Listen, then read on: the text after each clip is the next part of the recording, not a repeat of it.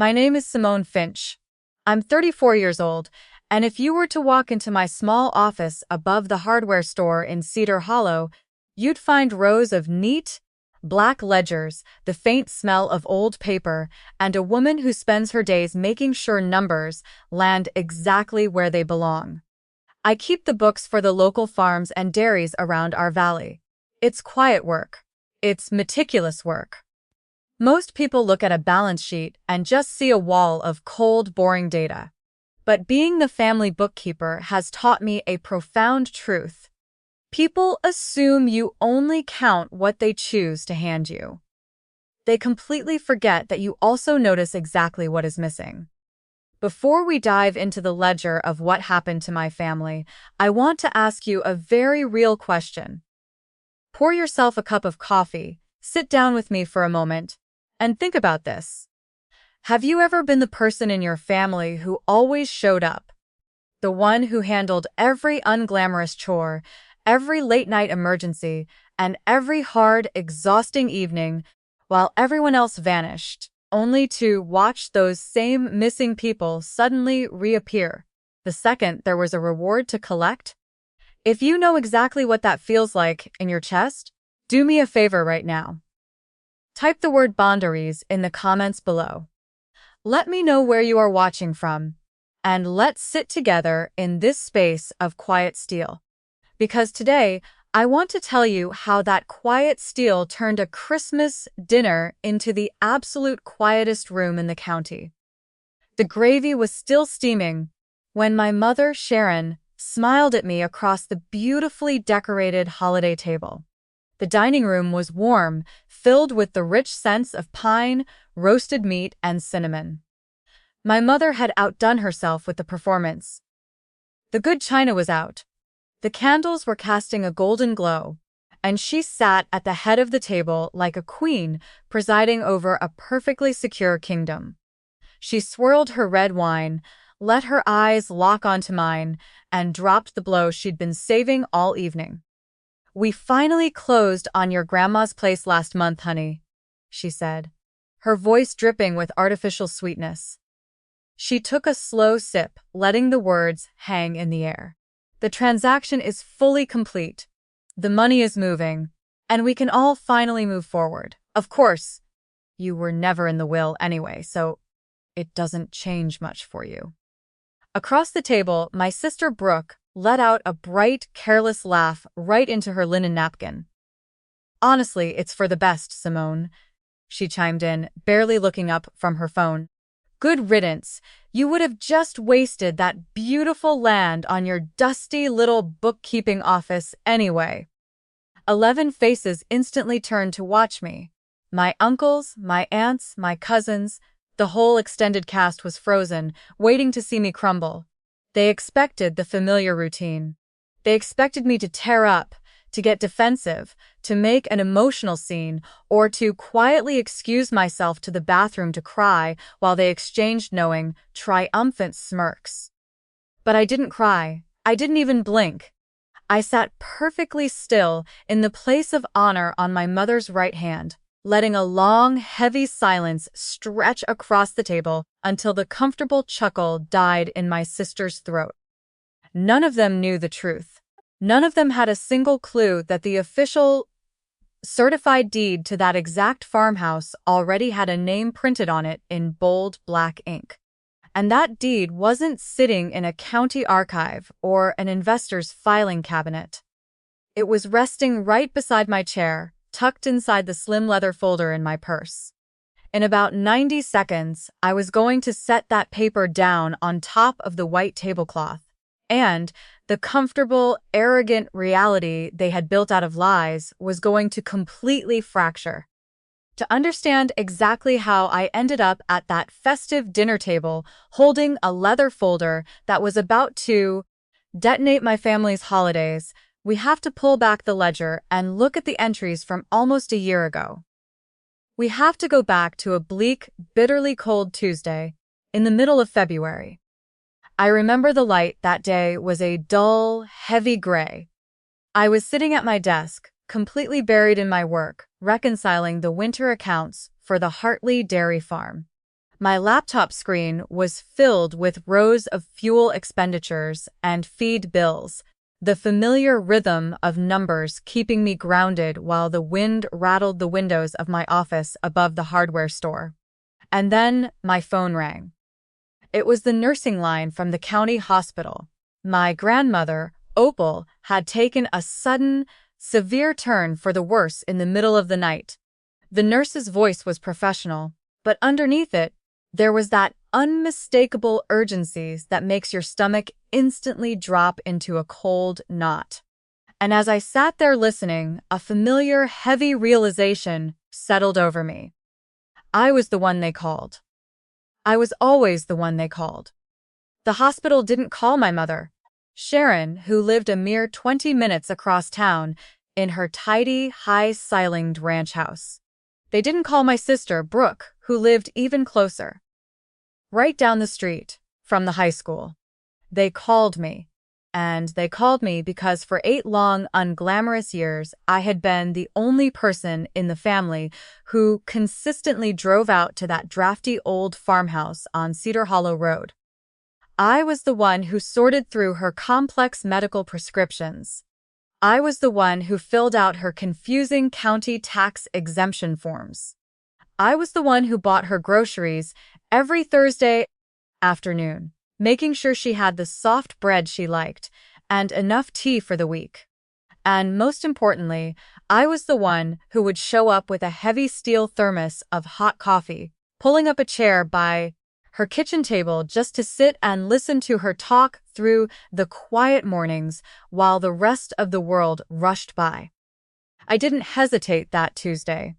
I closed my laptop, scribbled a quick note to paste on my office door for any local clients dropping off receipts, and immediately drove out past the frozen, empty fields.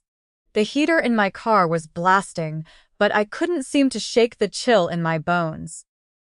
When I let myself into the farmhouse, the silence inside was heavy. I hurried up the stairs to her bedroom. Opel was propped up against her pillows, looking drastically smaller than she had just a week prior. Her skin was fragile, almost translucent, but when she turned her head toward the doorway and saw me standing there, her eyes were still as sharp and perceptive as flint.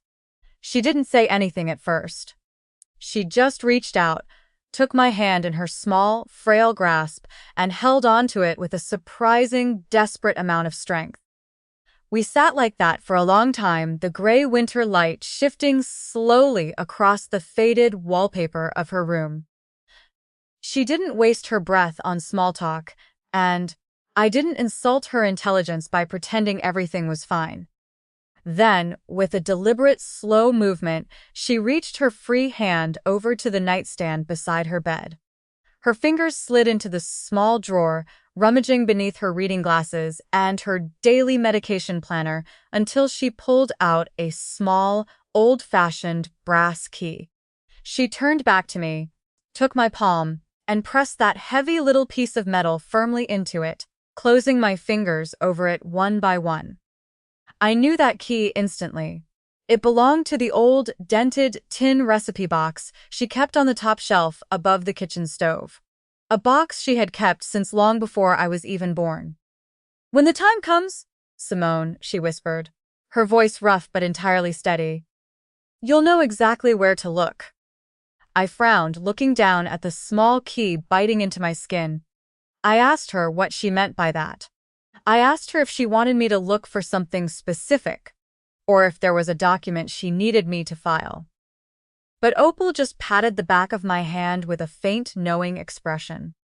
She told me to stop worrying and to go downstairs to drink my coffee before it went completely cold in my coat pocket. I tucked the key safely into my interior pocket and didn't think much more about it that afternoon. I simply figured she was exhausted. Speaking the vague, drifting way older people sometimes talk when the heavy winter illness sets in and the medicine makes the sharp edges of reality go soft and blurry. I was wrong about that. I was completely, profoundly wrong about a lot of things during those bleak winter months, but I wouldn't truly understand the depth of my ignorance until the house had already been processed, cleared out, and sold away. That old farmhouse wasn't just a structure of wood and peeling paint on Cedar Hollow Road.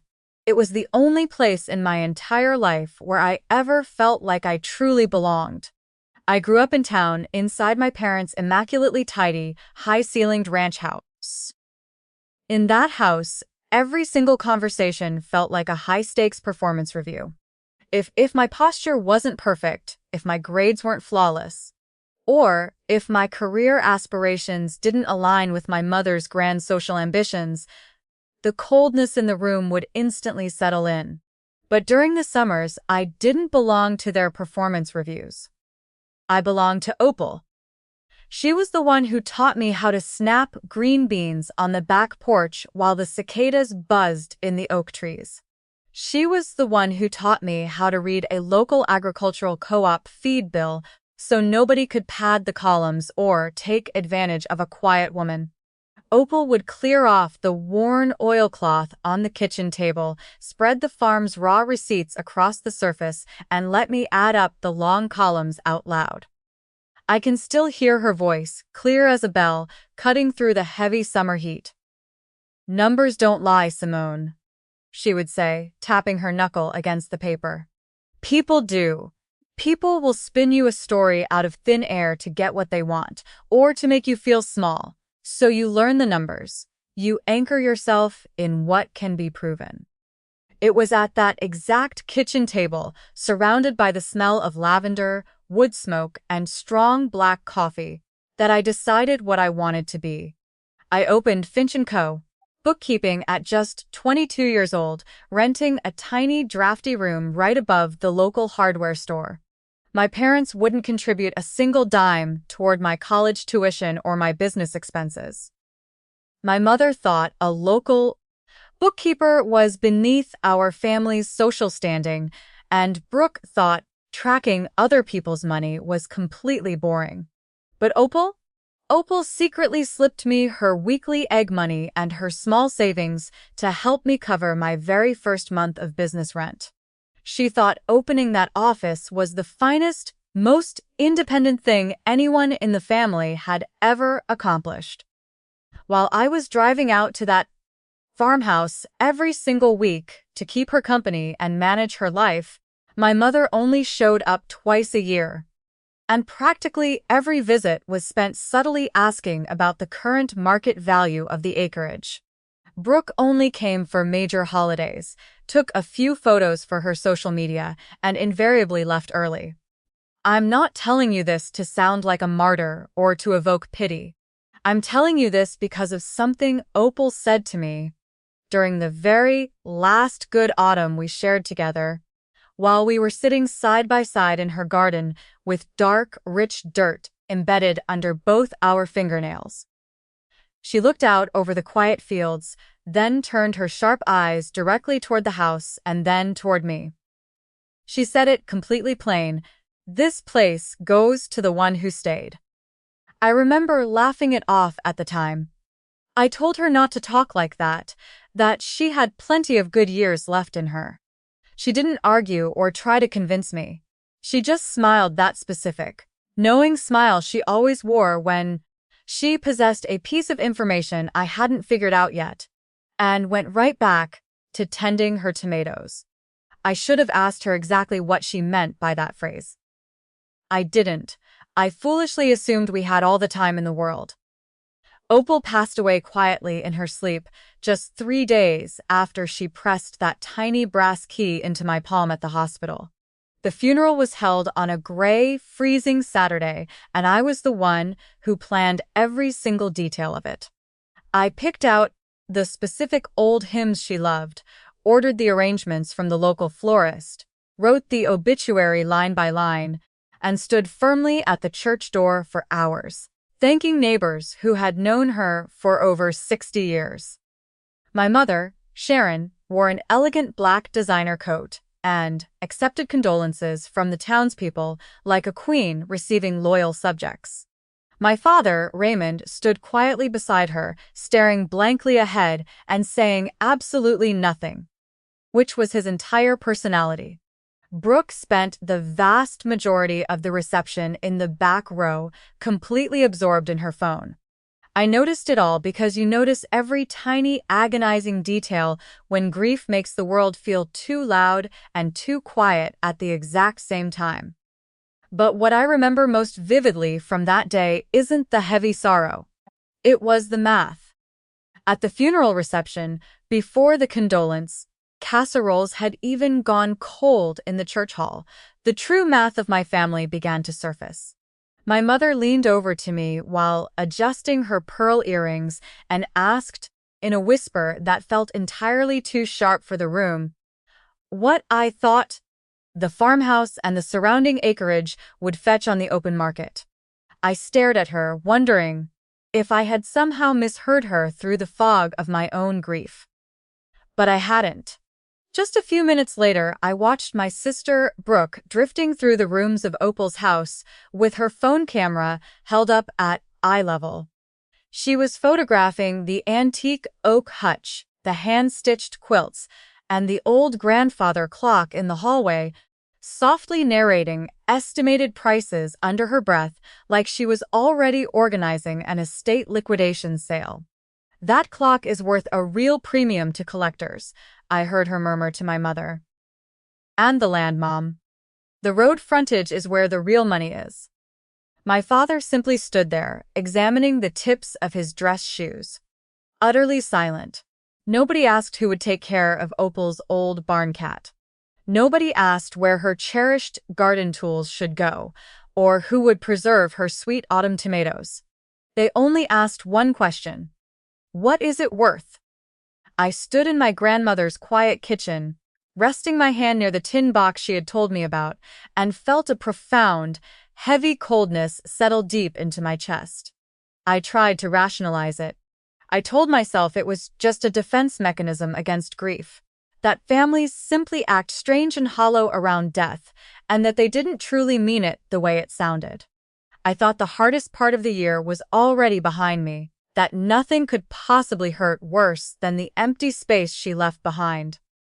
I was wrong. The hardest part hadn't even begun yet.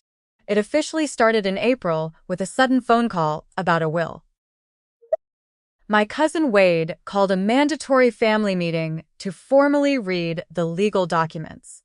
Wade Cobb is from my mother's side of the family, a slick, part-time notary who runs a small, cluttered tax and title shop 2 towns over and constantly smells faintly of cheap cologne and stale cigarettes. The meeting wasn't held at a professional lawyer's downtown office. It was held right at my parents' kitchen table, complete with a store-bought coffee cake and a single manila folder. That should have been my very first clue that the numbers were shifting. Wade put on his reading glasses, cleared his throat with a practiced, solemn air, and announced that Opel had left absolutely everything: the historic farmhouse, the entire 10 acres of land, and all of her active bank accounts, strictly to my mother. He began to read aloud from the document. To my beautiful daughter-in-law, Sharon, who selflessly cared for me in my final difficult years. My mother instantly dabbed at her dry eyes with a tissue. Brooke comfortingly squeezed her hand. I sat perfectly still, listening as Wade turned the page, waiting to hear my own name. It never came. My name was entirely missing from the document. Not listed as a beneficiary, not included as a witness, not even mentioned as a brief footnote. You were never in the will anyway, honey, my mother said softly, looking over the coffee cake at me. And right there, just for a fraction of a second, I saw the faintest, triumphant curl at the very corner of her mouth. I am excellent at sitting very still. It is a skill you develop when you spend your life auditing accounts. But inside my mind, 2 distinct alarms were screaming at me. The first was the phrase used beautiful daughter-in-law. Opel would have rather choked on her morning coffee than written those words. She and my mother had circled each other like tense, suspicious alley cats for over 30 years. The second alarm was the signature at the bottom of the page. I had audited and verified my grandmother's signature on hundreds of farm documents over the years. This signature was incredibly careful, even, and perfectly steady. But the Opel I had visited in the hospital couldn't even hold a soup spoon steady during those final weeks, let alone sign her name with clean, marching precision. And the date typed at the bottom said the will had been executed just 3 weeks before she died. 3 weeks. I didn't say a single word of that out loud. I simply thanked Wade for his valuable time, took a slice of coffee cake that I had absolutely no intention of eating, and walked out to my car. I drove back to my office with my hands completely steady on the steering wheel, while my mind did rapid, frantic arithmetic in the silence. Here's the thing about being the family bookkeeper. People always assume you only count the numbers they willingly place in front of you. They completely forget that my entire job revolves around noticing what is missing. That very night, I sat at my desk above the hardware store, turned on my brass lamp, and laid out everything I knew about my grandmother's affairs, organizing the facts exactly the way Opel had taught me to lay out a complex ledger. 2 years earlier, I had personally driven her to an attorney's office in the county seat. She had told me explicitly that she was getting her final affairs in order and asked me to wait patiently in the lobby, which was very like her. Private and proud. She had emerged an hour later with a sealed manila envelope and a crisp business card, which she tucked safely into her leather purse. I never saw the interior documents, but I knew with absolute mathematical certainty that they existed. So, how does a official will drafted by an established real estate attorney 2 years ago suddenly vanish, only to be replaced by a kitchen table document notarized by Wade just 3 weeks before her death? Wills can be updated, certainly, but Opel hadn't left her farmhouse in over 6 months due to her failing health. She couldn't have driven to Wade's office, and I knew for a fact that Wade hadn't set foot on Cedar Hollow Road. I would have known. I was the one there every single day. I called him the very next morning and asked him plainly when exactly Grandma had signed this new will. Wade let out a sharp, nervous snort on the other end of the line. He got vague incredibly fast. "She had me come by, Simone," he stammered, his voice tracking thin. "It was a last-minute change of heart. It happens all the time with old people, trust me." I asked him directly who had witnessed the signing. He hesitated, the sound of papers rustling filling the line, before saying he'd have to check his official file. A licensed notary public who has to check his files to remember if anyone actually witnessed a major estate will is a notary who is telling you a massive, desperate lie. I thanked him politely and hung up the phone. Then I sat there for a long time, staring at the corner of my desk where I keep the things I can't bring myself to throw away. And suddenly, I remembered the business card. 2 years ago, in that legal lobby, Opel had pressed that exact card into my hand just in case. I had filed it away in my personal Rolodex without a second thought. I flipped through the cards until my fingers stopped on the name. Margaret Howren, Estate Law. Before I called the lawyer, I decided to do the reasonable thing. The thing a good daughter is supposed to do. I asked my own family for the plain truth. I drove over to my parents' house, walked into the living room, and asked to see the actual probate court filing.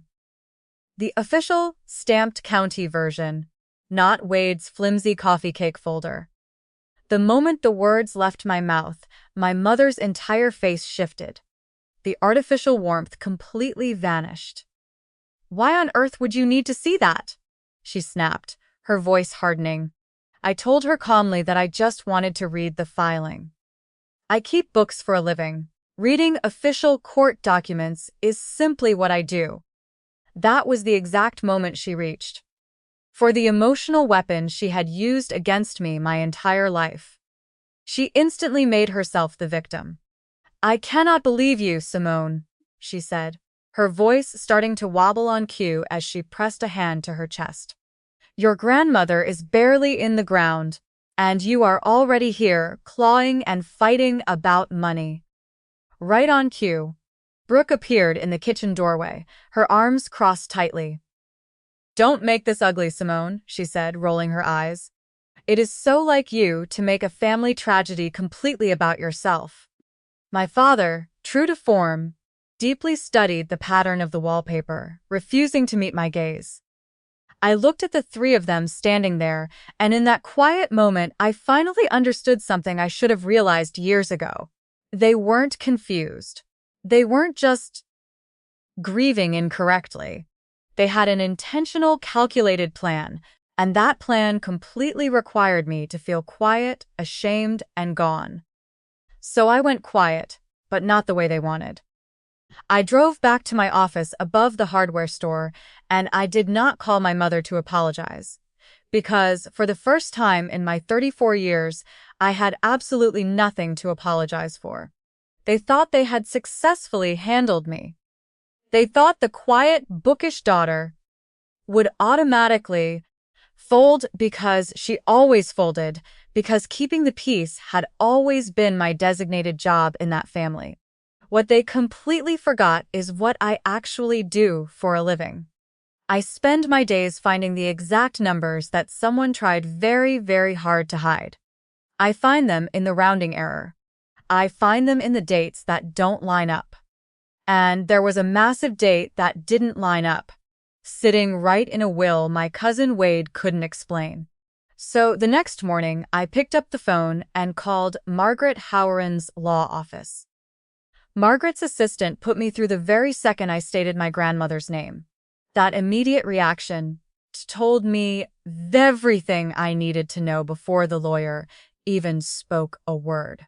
When I met Margaret, the following week in her office, a room that smelled beautifully of old paper and good, strong coffee, she was entirely professional but deeply focused. She was a trim woman in her late 50s with reading glasses on a silver chain and a handshake that meant business. She opened a file that was easily 2 inches thick.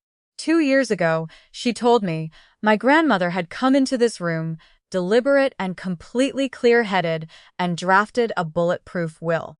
It was signed, witnessed by 2 of Margaret's own legal staff, and properly notarized. In that document, Opel left the historic farmhouse and the surrounding 10 acres explicitly to me. To Simone, the one who stayed. Margaret read the text aloud, and I had to turn my head to look out the window for a moment, just to swallow the lump in my throat. The cash accounts were split evenly among the rest of the family. But the house was mine in black and white, executed the proper way. Then I told Margaret about Wade's version. The perfectly steady signature of a dying woman, the kitchen table reading, and the suspicious 3-week date. Margaret's expression went completely flat and professional, which is exactly how elite lawyers look when they are absolutely furious. "I drafted the operative will," she said, tapping the thick file with her pen. "Nobody ever contacted me about a revocation. A valid later will can technically supersede an earlier one, but it has to be valid. If your cousin's document is what you suspect, then the will currently in probate is entirely fraudulent, and every single action taken under it can be legally challenged." But then she gave me the hard, legal reality. She explained that the estate was moving too fast. My mother had petitioned the court as the executor, under an informal, uncontested probate, the kind that sails through rapidly when no one stands up to object. Because they had intentionally sent the court notices to my old mailing address, the window to easily object had nearly closed before I even found out. "We can file to reopen the probate and allege fraud, Simone," Margaret warned me plainly. "But that road is slow. It will take months, maybe a year, with your family fighting us every single step of the way. And in the meantime, the court has already approved an estate auction to liquidate the property. The house will be sold to whoever shows up with the money before a judge ever rules on the forgery. I sat in that leather chair, looking at the conformed copy of my grandmother's true wishes, and a profound, icy quiet settled over my chest. It wasn't defeat. It was a firm decision.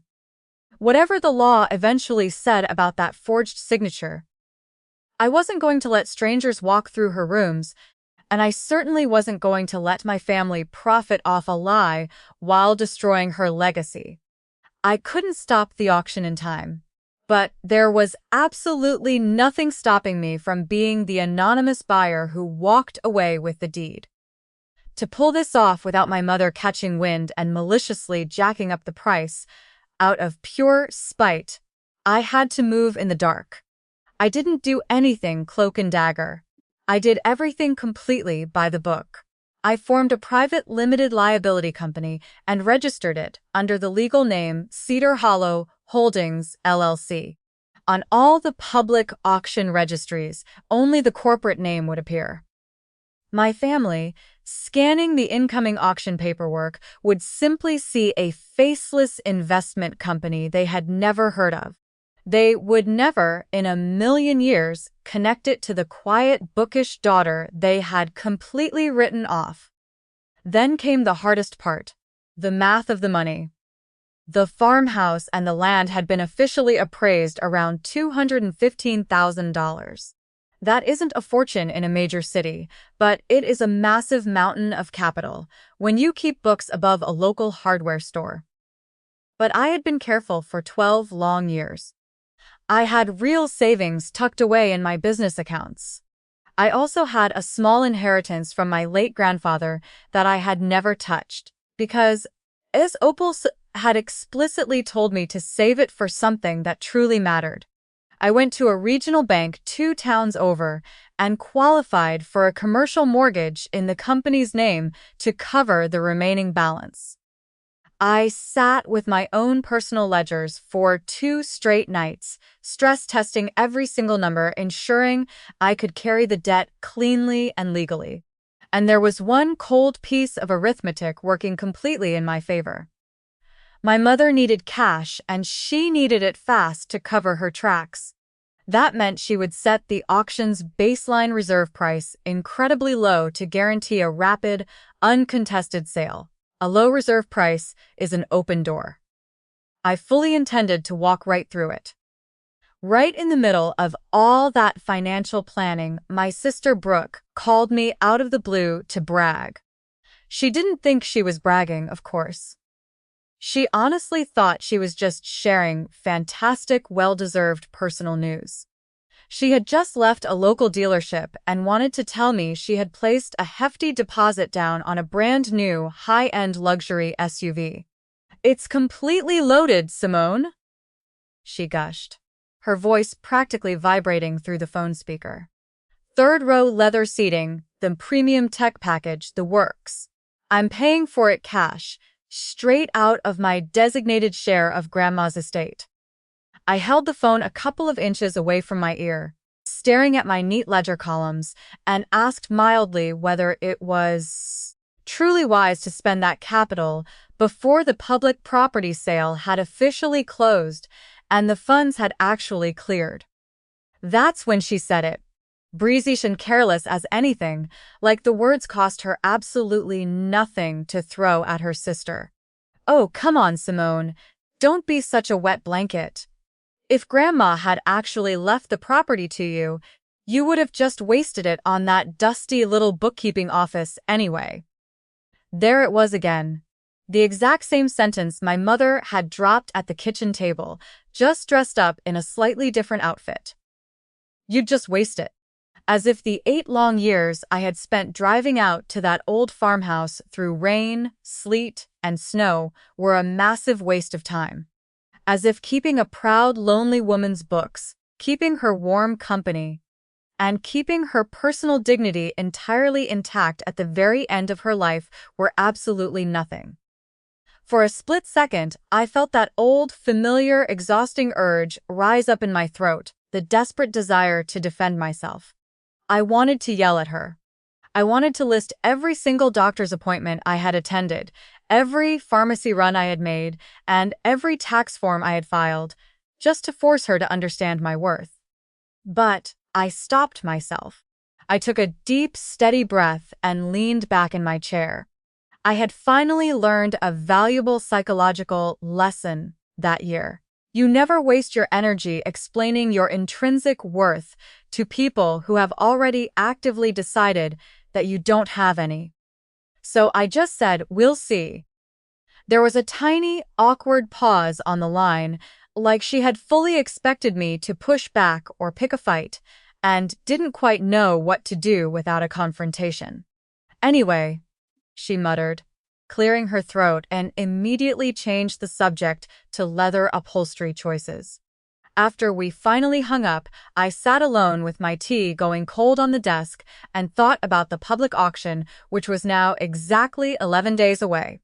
I thought about Brooke signing her name on legal car ownership papers with money that was about to become the single most expensive mistake of her entire life. And for the first time in months, I let myself smile about it. Just a little, entirely in the privacy of my own kitchen.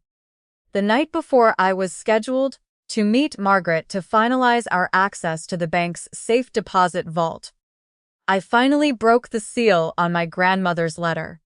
I made a fresh cup of tea I didn't drink, sat down in the quiet armchair by the window, and carefully slid my thumb under the old adhesive. Opel's distinct, sweeping handwriting filled 2 full pages, steady and purposeful, unlike the forged signature on Wade's document, which had been suspiciously too perfect. She wrote exactly the way she spoke. No wasted words, no dramatic fluff. She told me plainly that she knew. She knew my mother Sharon was drowning financially. She knew all about the unapproved second mortgage on their townhouse and the series of failed business ventures my mother had desperately tried to hide from my father. She knew that the very second she drew her last breath, there would be greedy hands reaching for the farmhouse before the funeral flowers had even wilted in the soil. "I've watched this storm coming for years, Simone," she wrote in her neat, looping script. "Your mother loves money the exact way some broken people love whiskey, and she will gladly tell herself or anyone else any convenient story to get her hands on it." Then she outlined precisely what she had done to protect me. She explained that the genuine will was safe in the bank box with Margaret's name tied to it, leaving the house to me on purpose in permanent writing. And then came the line that I have reread so many times it is practically burned into the back of my eyelids. "If they ever dare to look you in the eye and tell you that you were never in my wills, Simone, you put this letter directly on the table, and you let the paper speak for itself. Don't waste your energy fighting them with loud shouting. You were never any good at screaming, honey. And it isn't where your power lies. Numbers are your true strength. Quiet is your true strength. The house goes to the one who stayed." That's you. It was always you. I sat there in the dark for a long time, the paper trembling slightly in my fingers. And then, the tears finally came. Not the pretty, delicate way actresses cry in Hollywood movies, but the heavy, ugly, hiccuping kind of sobbing that arrives when someone reaches back out from past the grave just to tell you that they saw you, they appreciated you, and they believed in you all along. After the crying passed, I carefully wiped my face, folded the thick paper back along its worn creases, and put it somewhere incredibly safe. Because now, I wasn't just anonymously buying a piece of real estate. I was actively carrying out the last clear instruction of the only person who had ever truly known my heart. I was going to let the paper speak. 2 days after I read that letter, Margaret and I officially opened Safe Deposit Box 114 at the Cedar Hollow Bank. Opel had thought through this part with meticulous foresight. Years earlier, without telling a soul in the family, she had quietly added me to the box as a co-lessor. My signature was already on file with the bank's branch manager, which meant the box never froze when she drew her last breath. I didn't have to wait on an agonizing probate court order just to turn the key. The flat brass key I found in the recipe box was mine to use legally. Inside the narrow metal container was a slim manila folder, and inside that lay the execute original of her real will. Signatures and legal seals completely intact, witnessed and dated 2 years back. Margaret laid it directly beside a photocopy of Wade's suspicious version on the bank's small private conference table, pulling her reading glasses down her nose. She didn't say a single word for several long minutes, her eyes tracking the lines with intense focus. Then, she began pointing with the tip of her pen. She highlighted the discrepancies in the dates, the witness lines, which featured 2 names no one in the county could actually locate, and the signature itself. Margaret called it a careful, deliberate imitation by someone who had clearly seen the real thing but lacked the nuance of context. She explained that amateurs almost always make the exact same mistake when forging documents. They try entirely too hard to make it look perfect. A genuine signature from an 88-year-old sick woman wobbles on the page. This one marched across the line like a military drill. The legal machinery was ready to grind, but as Margaret reminded me, the public estate auction was still moving forward on schedule. So, we agreed to fight on 2 completely separate fronts. I would let my company, Cedar Hollow Holdings LLC, buy the house clean at the public sale.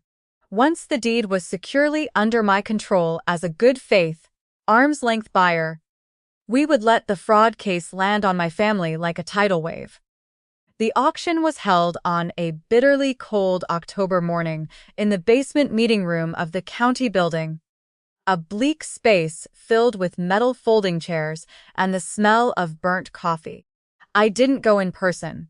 That was the entire point of the strategy. Instead, I sent a calm, entirely unnoticeable associate from Margaret's law office to sit in the middle row and represent my company. He had my absolute, maximum hard financial limit written on a small index card in his breast pocket. I sat down the street in my car, the engine idling to keep the heater running, with my phone clutched in my bare hand and my heart hammering against my ribs. My mother and Brooke were inside that room. I had watched them walk through the heavy glass doors of the county building earlier. Van Civilieber, dressed up in expensive winter coats, already celebrating the massive windfall they thought was coming. Margaret's associate texted me updates every 2 minutes. The bidding opened incredibly low, exactly as my arithmetic had predicted. Because my mother was desperate to liquidate the estate and claim the cash, she had authorized the auctioneer to set a cheap baseline reserve to guarantee a fast, uncontested transaction. Then the numbers began to climb. A local dairy farmer bid to secure the back acreage. An out-of-town investor chimed in from the back row. And my quiet associate simply nodded his head every time the price stalled, raising the company's number with the patience of a Tuesday morning ledger. The price crept past $200,000. Then it sailed past $220,000. I learned later that my mother and sister were absolutely thrilled in their seats. Every single raise meant more unearned cash in their pockets, and they had absolutely no idea who was driving the market up or why. At exactly $238,000, the auctioneer's voice boomed through the room, the gavel came crashing down, and the farmhouse on Cedar Hollow Road officially belonged to Cedar Hollow Holdings, LLC. My phone buzzed in my hand. Sold to your company. Congratulations, Miss Finch. I sat in that freezing car, pressed my palm firmly over my mouth, and let out a sound that was half a hysterical laugh and half a ragged sob. My mother walked out of the building a few minutes later, beaming from ear to ear, clearly counting the imaginary money in her head as she complained loudly to Brooke about some pushy investment outfit that had bid them up. She passed within 30 feet of my parked car and never once looked over. She thought she had won a grand victory. She thought she had sold her late mother-in-law's legacy to a faceless corporate stranger for top dollar. She had absolutely no idea she had just legally sold it right back to the quiet granddaughter she swore was never in the will. 2 days before Christmas, the trap was completely finalized. I happened to stop by my parents' house under the pretext of dropping off a festive holiday poinsettia, playing the role of the predictable, peaceful daughter. As I stood quietly in the front hallway, I heard my mother's voice coming from the kitchen, low, sharp, and laced with absolute panic. She was on the phone with Wade. "Stop calling my house, Wade!" she hissed into the receiver. "Nobody is investigating the estate. You did the job you were paid to do, now act completely normal." There was a brief pause as Wade evidently stammered on the other end. My mother's voice dropped an octave, turning cold as ice. "Because if you fall apart under a little pressure, Wade, you take all of us down with you, including yourself. So get a hold of yourself." I stood in the hallway with my pleasant face, holding the green foil of the plant, and filed that audio ledger entry away. Wade had been paid a specific, illegal fee to forge that signature. The house of cards was already cracking from the inside. And Christmas dinner was going to be the exact moment the walls came tumbling down. Which brings us right back to the festive holiday table, with the steaming gravy, the golden candlelight, and the cruel, expectant smirks stretching across my family's faces. The silence I had deliberately pulled over the room was vibrating with tension. My mother, Sharon, was still swirling her red wine, waiting for me to break, waiting for the familiar tears to validate her hollow victory.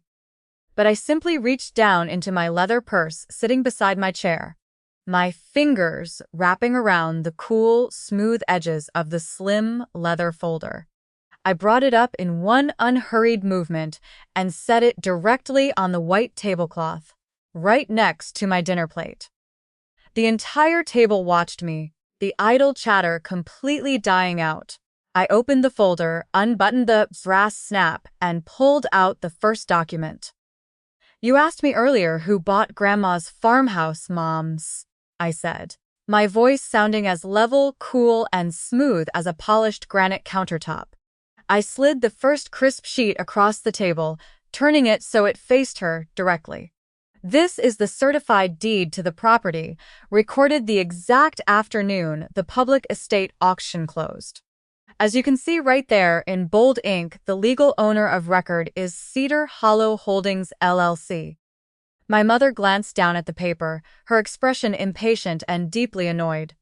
"I know who we sold it to, Simone. I don't see what this has to do with." She froze mid-sentence.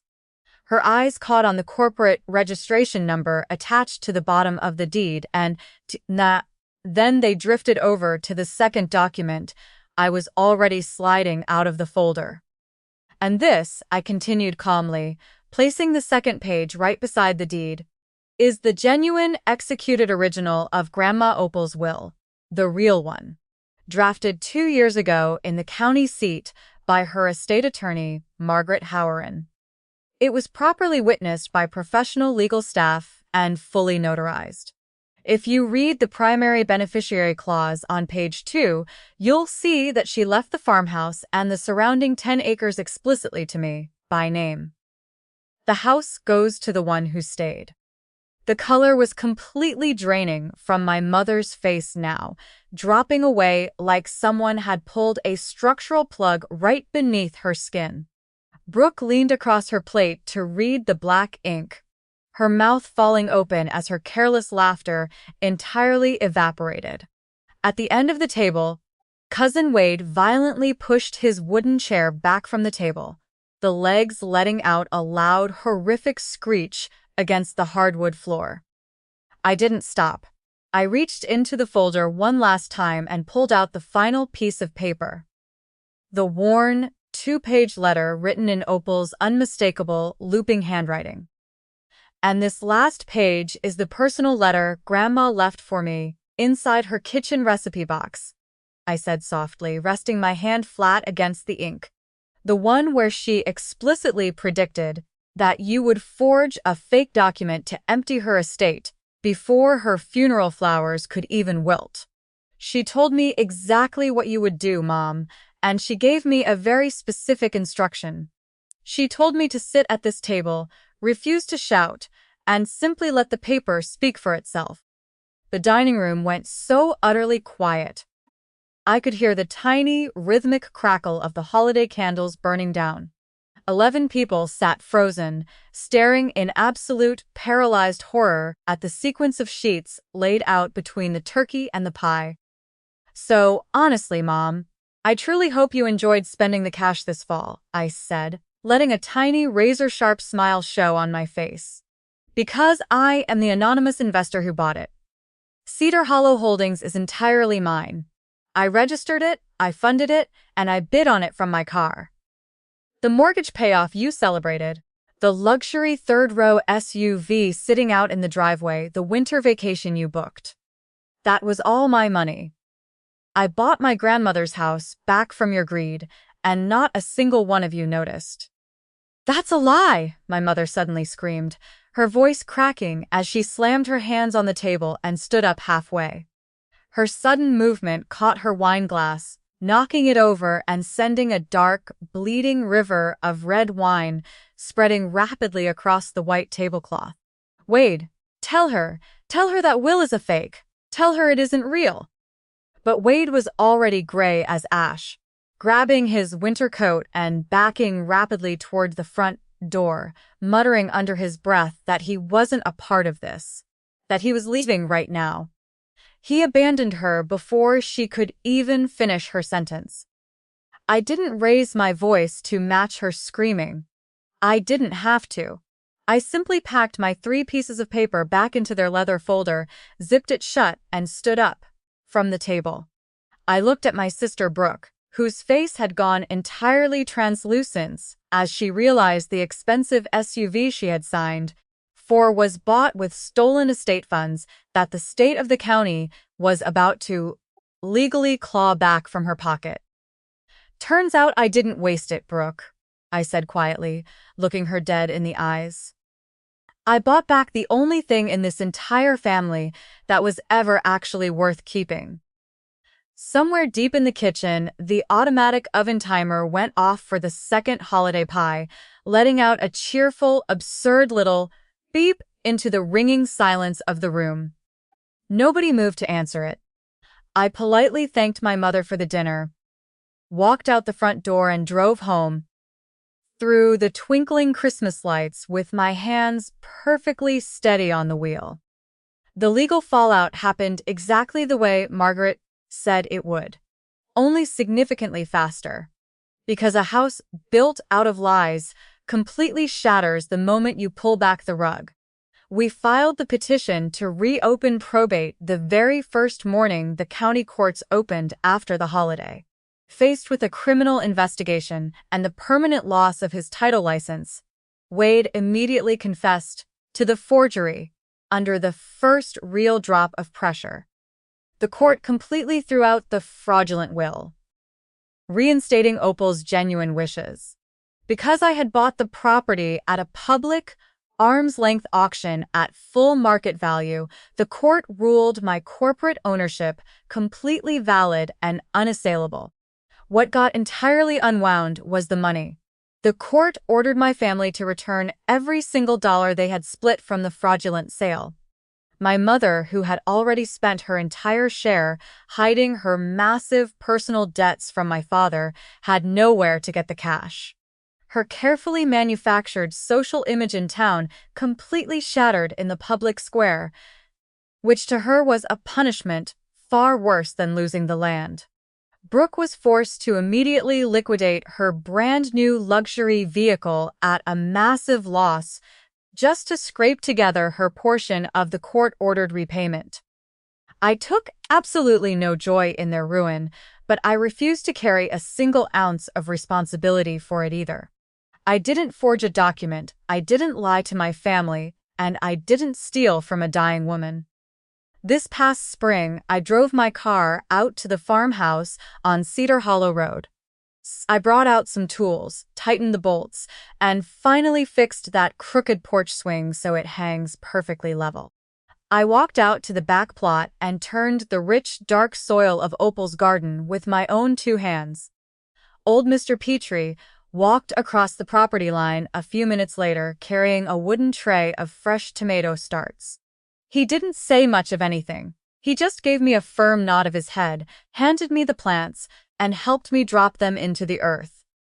It was its own perfect, quiet blessing. I left the front door of the farmhouse unlocked for my father just once, with a single clear condition. "The door is open, Dad," I told him over the phone, "whenever you are finally ready to be honest." He hasn't walked through it yet.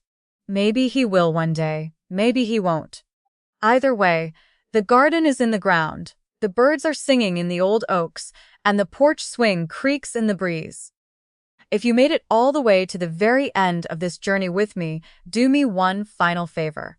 Drop a comment below with the phrase, "The one, two stayed," so I know who our true community is.